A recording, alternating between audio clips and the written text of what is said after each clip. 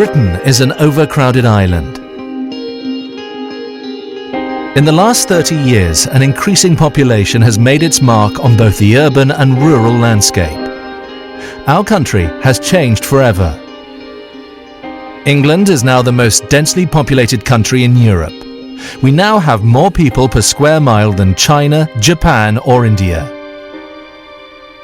Britain has an official population figure of almost 62 million, increasing at an unprecedented rate and putting an unsustainable strain on the fabric of the UK. The evidence is everywhere. On housing, despite periods of frantic house building on both greenfield and brownfield sites, the number of available homes falls woefully short of needs, and limited supply just fuels long-term house price inflation. On services, public services, the NHS, local authorities and the police are stretched thin the length and breadth of the country. On public finances, the cost of an extended benefit system and public pension provision has become unsustainable without radical change. On transport, our transport infrastructure is not coping, and major road and rail network improvements are merely playing catch-up with the population explosion that appears to be out of control.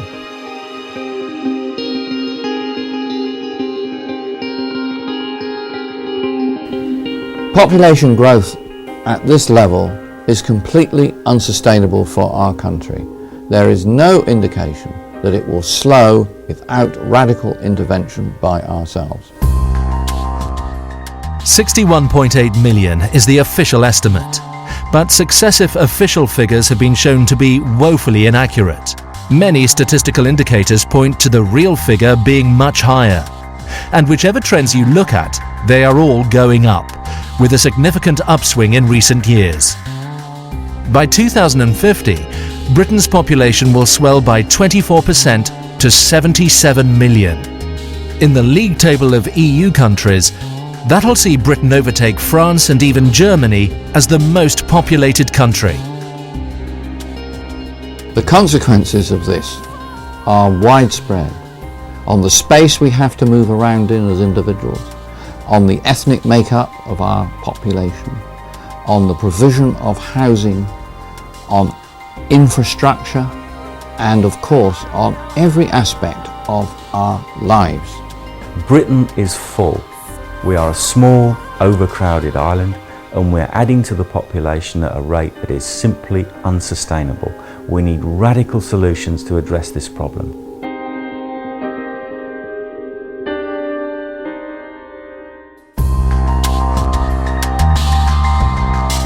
The population trends are startling.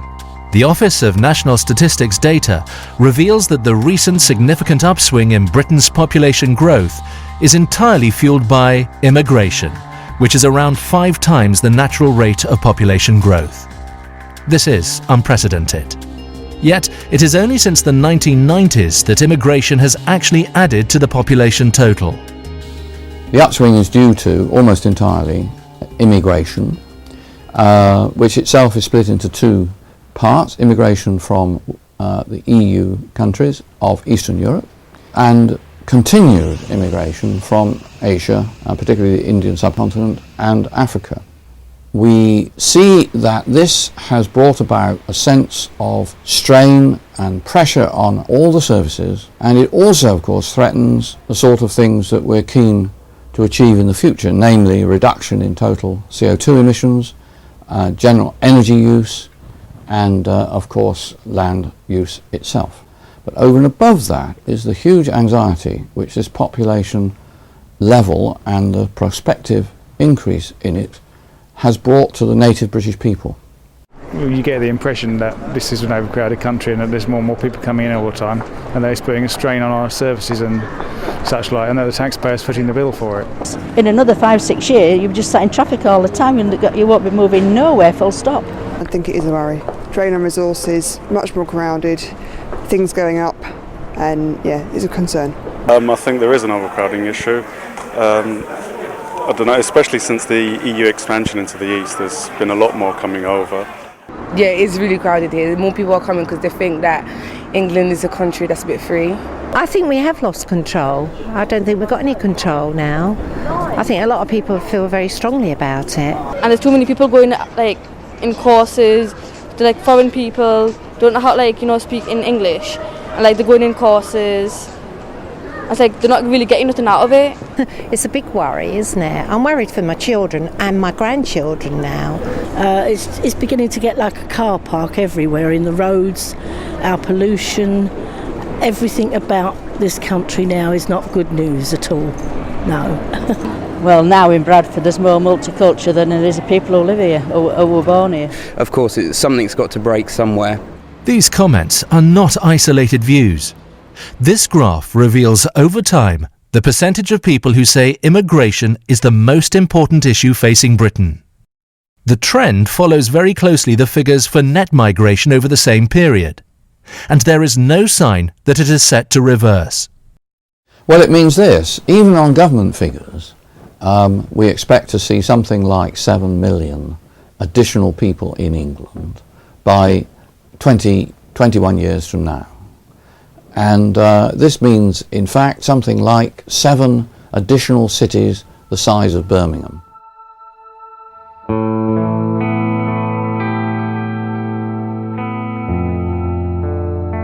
In the next 10 years, 3 million new homes need to be built in the southeast of England alone. These homes need to be built to accommodate the current and intended waves of immigrants. The largest single factor contributing to the number of new households being formed is net immigration. That's a new home for immigrants every 6 minutes.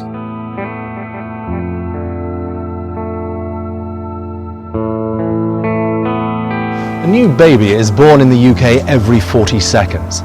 A quarter of those babies have a foreign-born parent, and in parts of London it's even higher at 3/4 of all babies born. Significantly, the UK birth rate has seen an upswing in recent years, up 11% since 2004, and immigrant mothers accounting for the majority of that increase.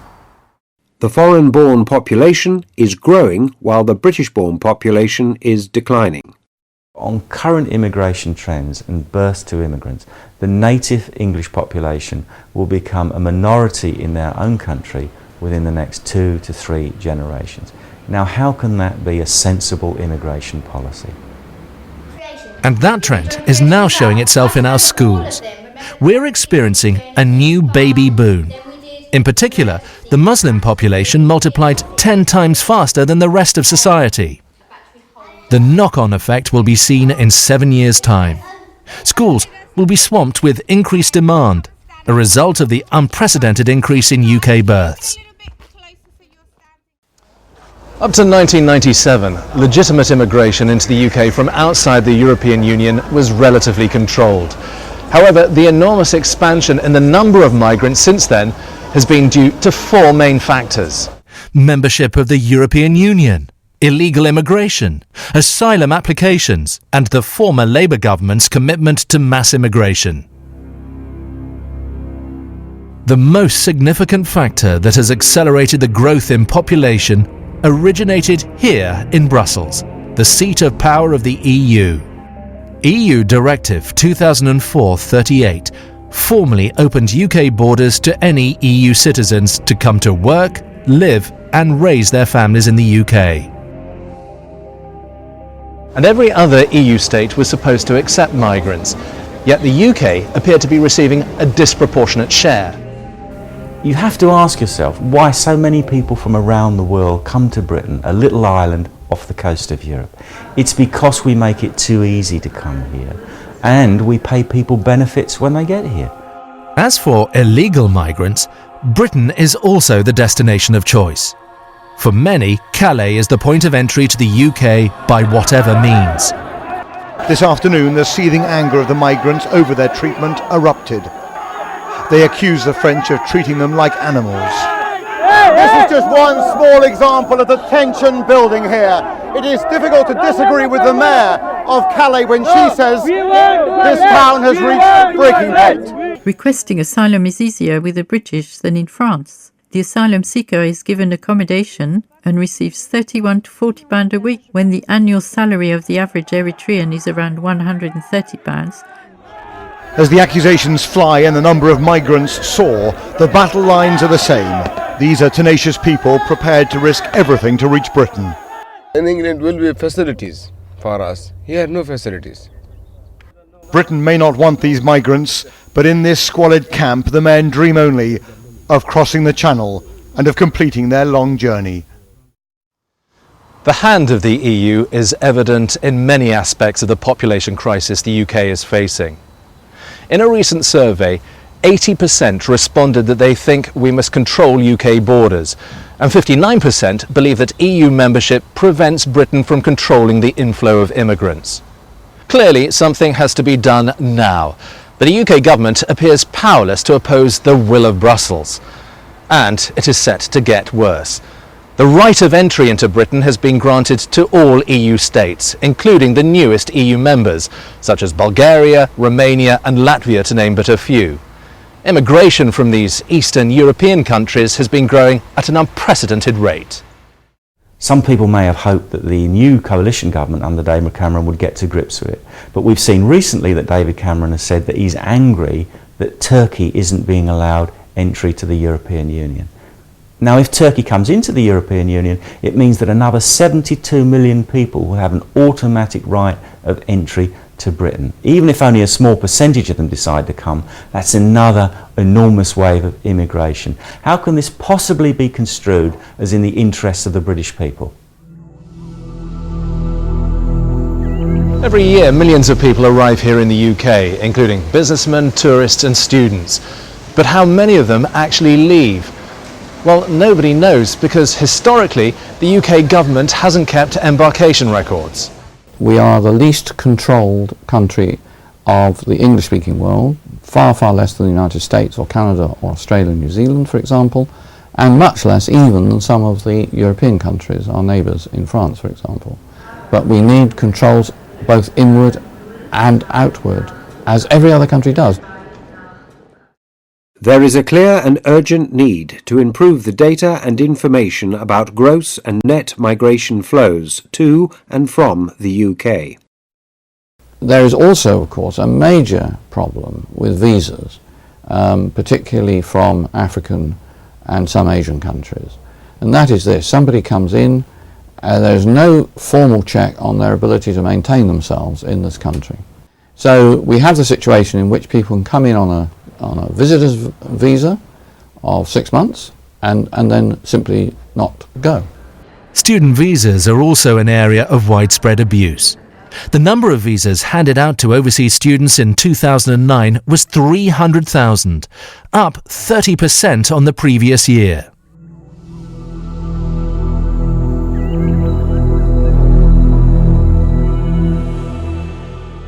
The fact that immigration accounts for the bulk of UK population growth has very profound and continued effects upon the demographic makeup of Britain. 1 in 9 of our population were born overseas. In London, that figure is 1 in 3. This trend, accelerated under the former Labour government, is increasingly turning Britain into a patchwork of disparate ethnic groups.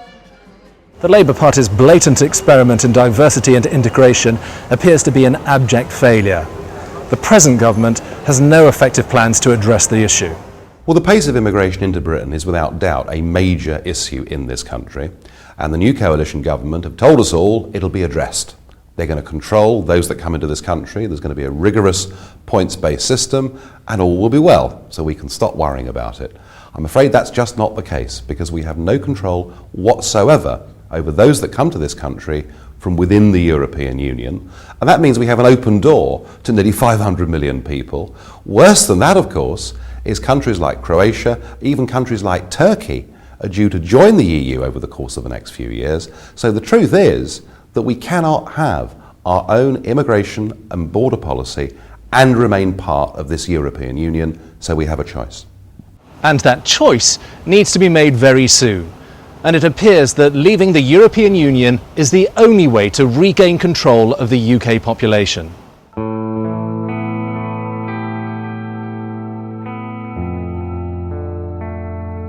One of the main reasons that we're told that we must have immigration is for economic benefit. But all the arguments to this are totally spurious, and we've now seen, it's been officially shown to be the case, that 98% of the jobs created from 1997 to 2009 went to migrants and not to native British workers. How can that possibly help our economy? The argument that sustained net immigration is needed to fill vacancies and that immigrants do the jobs that locals cannot or will not do is fundamentally flawed. We found no systematic empirical evidence to suggest that net immigration creates significant dynamic benefits for the resident population in the UK. Britain does not suffer from labour shortages. Indeed, for every vacancy, there are 5 unemployed. Amongst graduates, there are an average of 70 applicants for every vacancy. We are seeing that rising unemployment is the source of widespread anxiety and dissent across the country. The impact is going to be jobs for the up-and-coming generation. There's such as relatives of mine who can't get jobs due to immigrants coming in, taking all jobs, and there needs to be tougher laws set on it. Around 1,000 angry demonstrators gathered opposite the Total oil terminal after a construction project was given to an Italian company.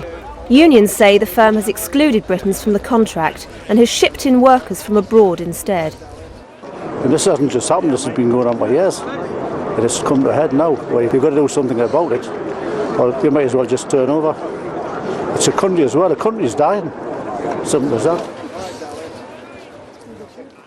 Although clearly benefiting employers, immigration that is in the best interest of individual employers is not always in the best interest of the economy as a whole. This whole population issue is one of space, not race. Our current immigration policy means that we're trying to cram a never-ending number of people into a finite space. It is simply unsustainable. What we have to have is a commitment to end the age of mass immigration and a commitment that any future immigration is on a strictly controlled and limited basis and only where it can be shown to be in the interests of the British people. We need an immediate freeze on immigration for permanent settlement until we've put proper border controls in place. Then we need a strict points-based immigration system so that we can select and control who has the right to come and live here.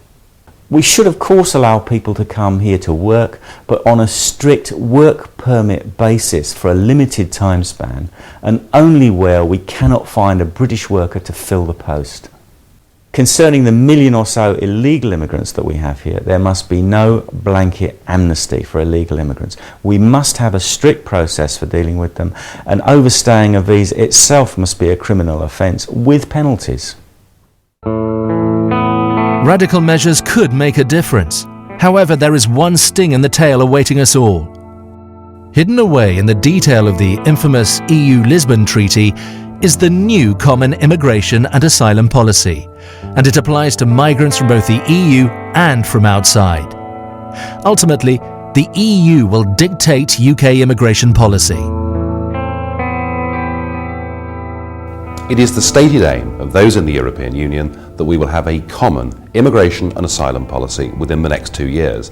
And that means not only will we not have control over people from other EU states coming to Britain, we will lose control from those outside the European Union that can come, live, work and settle in this country. And if it goes through, it'll mean at the next general election there'll be no point even discussing immigration and border controls.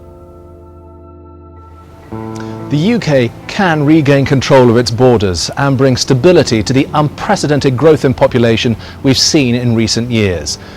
With the right policies, it is achievable.